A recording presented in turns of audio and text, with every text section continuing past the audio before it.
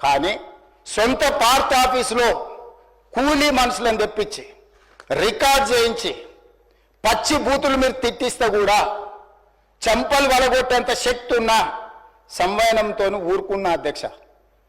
ఎవరైనా బజార్లో ఏదైనా మాట్లాడితే మాట్లాడిన దాన్ని కూడా సెన్సర్ చేస్తాం.